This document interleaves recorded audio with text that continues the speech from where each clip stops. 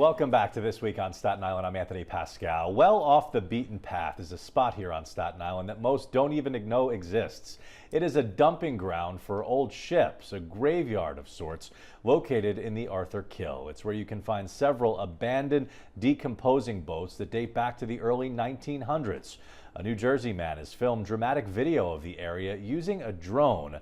This week, he's here to talk about his project. I'd like to welcome producer Chad Aaronson. Chad, thanks so much for being here. Thank you for having me. All right, so you're a filmmaker from New Jersey who happens to have a drone, and you hear about this spot on Staten Island that has some pretty incredible pictures.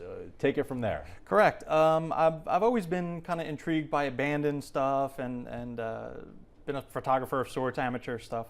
And I was kind of perusing Google Earth and stumbled upon this this shipwreck, abandoned stuff there, and you know, it's kind of inaccessible. So I thought of the drone and being able to gain access that way, and kind of get a view. There are some pictures online. Yeah, because you weren't the first person to discover this. There had been some. There was even a documentary done about it before. Yes. But you took it to another level because you decided to fly the drone there. Right. And that gave us really a different way of looking at this. I mean, you were really right with this drone right on top of these ships. Yeah, it's always a different perspective when you get an aerial image. You can see stuff from Google Earth, like I said, kind of, but zooming in and getting, you know, with a drone shot is just such a different perspective than anybody's ever seen with a lot of shots. All right, so you have the drone here that we're taking a look at. Describe a little bit about it, how it works, and how much does something like this cost? Well, it's kind of a loaded question. This one is the Phantom 4. It's fairly new. This retails for about $1,200, $1,300, but you end up spending so much more on accessories, extra batteries, tablets, and the computers that are capable of editing in 4K, which is kind of a new resolution, you know, above 1080, and so you know, there's all different. They get pricier and pricier. Yes, yes. But and I know if you're flying this in an area like over water, you have to be a little bit nervous that if something happens and it goes into the water, it's kind of dead from there, right? Absolutely, it's always a risk. I have lost one before in a river. It's kind of the chance you take, you know. It's.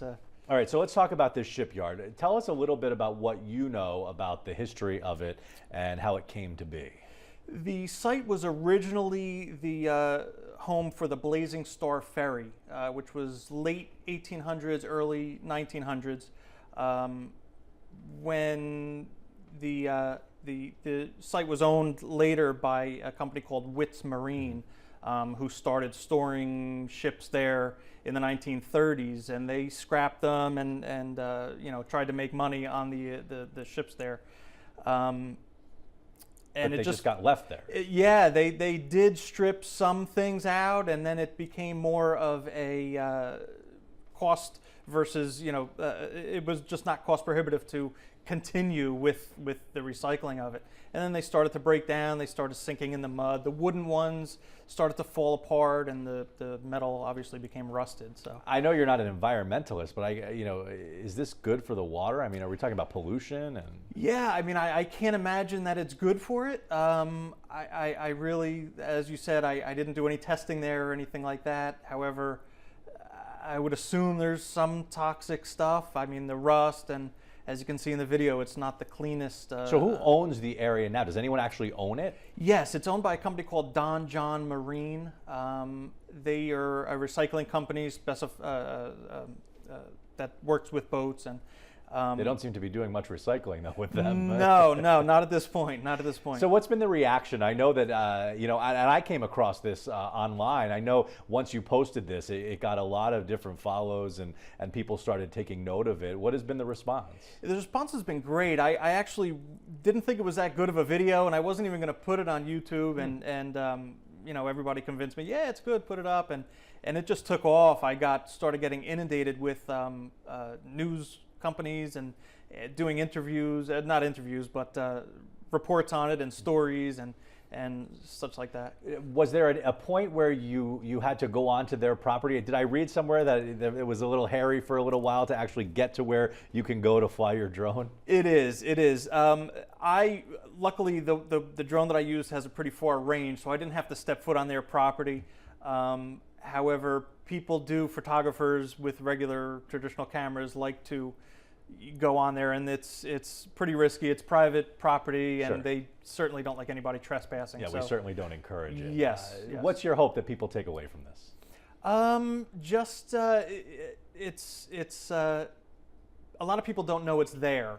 It's something interesting. It's only 20 miles or so out of Manhattan, and it's something you would not expect, unless you're a boater that travels those waters. And there are some people who choose to take kayaks and little boats that can go around that general area, right? Absolutely, yes.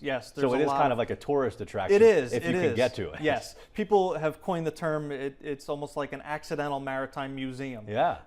It's something that you kind of just stumble upon and go from there. It's going to be interesting to see what happens to it in the future. Yes. Whether the government decides that it shouldn't be there, or that it's doing harm, or maybe it's not. We'll have to look more into it. Chad Aaronson, who made this film using his drone. Thanks so much for your time. Interesting stuff. Thank you for having me. All right. It is time for a break. We're back with our Staten Islander of the Week. That's after this. Stay with us.